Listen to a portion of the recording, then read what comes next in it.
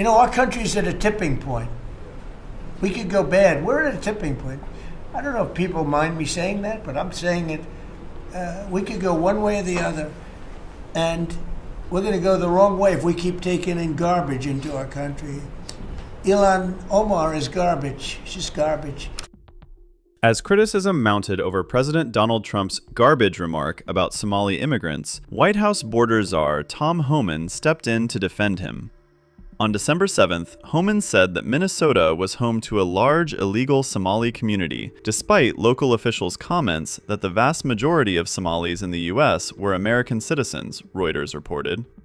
He denied that U.S. Immigration and Customs Enforcement had stepped up its deportation campaign in the Minneapolis-St. Paul area in response to Trump's comments last week about Somali immigrants, whom the president called garbage that should be removed from the country. Somalia, which is barely a country, you know, they have no anything. They just run around killing each other. There's no structure. And when I see somebody like Ilhan Omar, who I don't know at all, but I always watch her for years. I've watched her complain about our Constitution, how she's being treated badly. Our Constitution, the United States of America, is a bad place.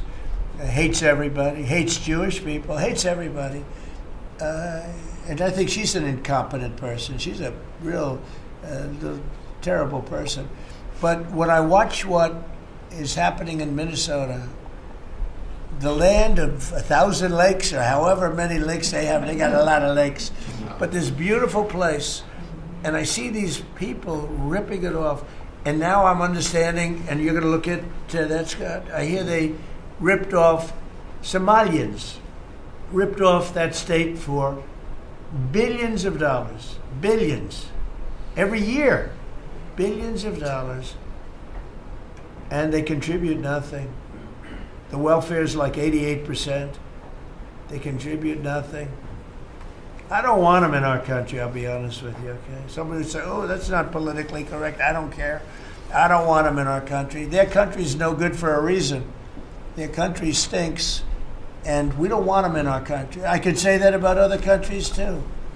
I can say it about other countries, too. We don't want them to hell. We have to rebuild our country. You know, our country's at a tipping point. We could go bad. We're at a tipping point. I don't know if people mind me saying that, but I'm saying it. We could go one way or the other, and we're going to go the wrong way if we keep taking in garbage into our country. Ilhan Omar is garbage. She's garbage. Her friends are garbage. These aren't people that work. These aren't people that say, let's go, come on, let's make this place great. These are people that do nothing but complain. They complain. And from where they came from, they got nothing. You know, they came from paradise, and they said, this isn't paradise. But when they come from hell, and they complain, and do nothing but bitch, we don't want them in our country.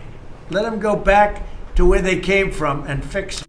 Homan also said ICE agents were not targeting people based on their appearance. I'm not aware of what President Trump was thinking when he said that, but I agree with President Trump. From day one, he has said we are concentrated on public safety threats and national security threats, Homan told CNN's State of the Union program.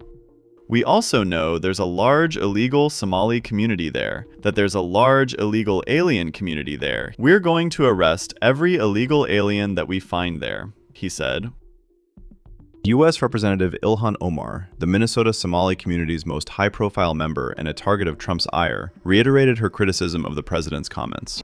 The president has always had very bigoted, xenophobic, Islamophobic comments when it comes to people who are of Muslim faith or people who are black.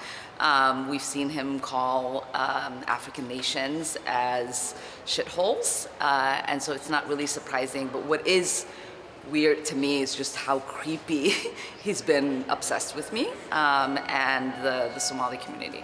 The Somali community is very resilient. We're very strong.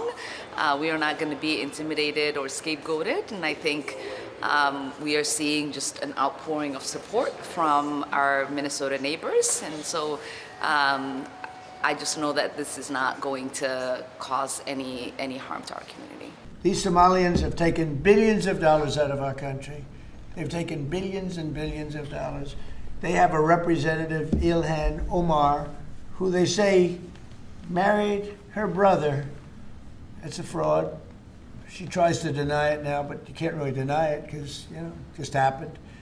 She shouldn't be allowed to be a congresswoman, and I'm sure people are looking at that. And she should be thrown the hell out of our country. And most of those people, they have destroyed Minnesota, okay? Minnesota, you have an incompetent governor. You have a crooked governor. He's crooked as hell, but he's incompetent. Waltz he should be ashamed. That beautiful land, that beautiful state, it's a hellhole right now. And the Somalians should be out of here. They've destroyed our country. And all they do is complain, complain, complain. You have her. She's always talking about the Constitution provides me with... go back to your own country and figure out your Constitution. All she does is complain about this country. Without this country, she would not be in very good shape. She probably wouldn't be alive right now. So Somalia is considered by many to be the worst country on earth. I don't know. I haven't been there. I won't be there anytime soon, I hope. But what Somalia, what the Somalian people have done to Minnesota is not even believable. It's not even believable. And a lot of it starts with the governor. A lot of it starts with Barack Hussein Obama, because that's when people started coming in. And you have to have people come in that are going to love our country, cherish our country. They want to kiss our country goodnight. They talk about our country. We want them to pray for our country. And this is not the people living in Minnesota. And she's a disaster. She should not be, and her friends shouldn't be allowed. Frankly, they shouldn't even be allowed to be Congress people, okay? They shouldn't even be allowed to be Congress people because they don't represent the interests of our country. Just earlier today, we saw, sadly, the President of the United States open his mouth to take a whole group of people, a whole country of people, and denigrate just based on where they come from. And the Twin Cities is not a place that tolerates or embraces hate. To say that the hateful and damaging rhetoric that we're hearing from Washington, D.C. right now is reprehensible. And it is not something that represents who our community is or who our country can be.